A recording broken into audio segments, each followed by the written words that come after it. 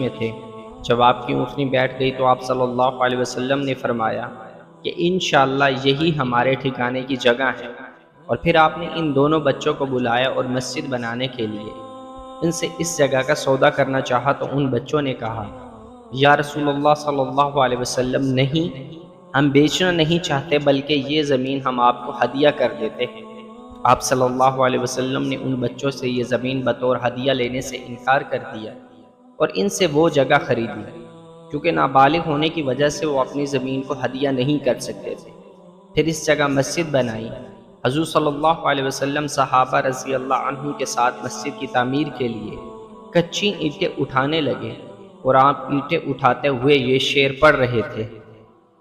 یہ اٹھائی جانے والی اینٹیں خیبر میں اٹھائی جانے والی کھجور اور کشمش کی طرح نہیں ہیں، اے ہمارے رب، بلکہ یہ تو ان سے زیادہ بھلی اور زیادہ پاک